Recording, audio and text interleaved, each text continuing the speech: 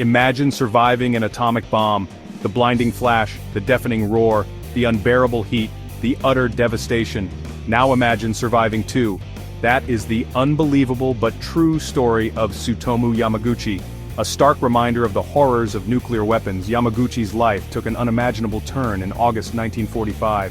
His story is one of survival against all odds, a testament to the resilience of the human spirit. Yamaguchi's story began like any other day. He was on a business trip to Hiroshima, unaware of the impending doom. Little did he know he was about to witness an event that would change the course of history and his life forever. His experience serves as a chilling reminder of the devastating power of these weapons and the enduring impact they have on human lives. August 6, 1945 dawned bright and clear in Hiroshima. Tsutomu Yamaguchi, a young naval engineer, was walking to work. It was his last day on a business trip. At 8:15 a.m. the world exploded. A blinding flash of light filled the sky. A deafening roar shook the earth. The United States had dropped the first atomic bomb. Yamaguchi was just 2 miles from ground zero. The blast threw him through the air. He landed hard, suffering burns and temporary blindness. He was surrounded by chaos and destruction. Buildings were reduced to rubble. People were screaming, their skin melting off their bones. Yamaguchi had survived the unimaginable, but his ordeal was far from over. Dazed and injured, Yamaguchi sought refuge in a nearby shelter. He spent the night there, surrounded by the wounded and dying. The air was thick with the smell of burning flesh and the sound of moans and cries. The following morning, he emerged into a city transformed, a desolate wasteland of rubble and ash. Despite his injuries, Yamaguchi was determined to return home to Nagasaki. The journey was arduous and harrowing. He boarded a train crammed with other survivors, all bearing the physical and emotional scars of the blast. Every step was a testament to his will to survive, to return to a semblance of normalcy. On August 9th, Yamaguchi arrived in Nagasaki. He was weak and in pain, but he reported to work, eager to resume his life. As he described the horrors of Hiroshima to his disbelieving boss, the unthinkable happened again. At 11:02 a.m., another blinding flash filled the sky. Another atomic bomb. Yamaguchi was inside his office building just 2 miles from ground zero. The blast shattered the windows, throwing him to the ground. Again he was surrounded by death and destruction. He had survived the unimaginable twice. The atomic bombings left Yamaguchi with deep physical and psychological scars. He suffered from radiation sickness, experiencing nausea, hair loss, and chronic fatigue. His burns healed slowly, leaving behind a constant reminder of the horrors he had witnessed. The emotional trauma haunted him, manifesting in nightmares and flashbacks. Despite the pain and suffering, Yamaguchi was determined to rebuild his life. He carried on, bearing the invisible wounds of the bombings, a living testament to the devastating consequences of nuclear war. His experiences became a powerful reminder of the human cost of conflict and the urgent need for peace.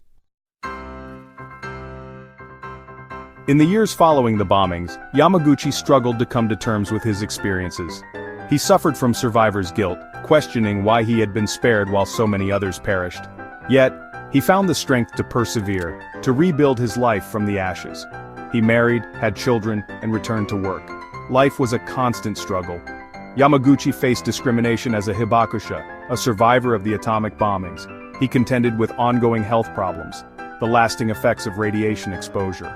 But he refused to be defined by his past. He became a vocal advocate for peace, sharing his story to ensure that the horrors of Hiroshima and Nagasaki would never be forgotten. Yamaguchi dedicated his life to raising awareness about the horrors of nuclear war.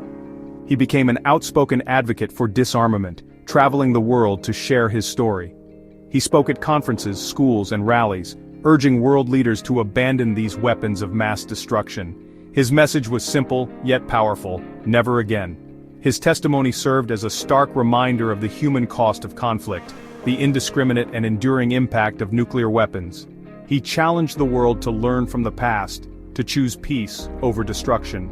His words resonated with audiences worldwide, amplifying the call for a world free from the threat of nuclear annihilation. In his later years, Yamaguchi's story gained international recognition. He became a symbol of hope and resilience, a living reminder of the human capacity to overcome even the most unimaginable adversity. His story was featured in documentaries, books, and articles, ensuring that his experiences would be shared with future generations.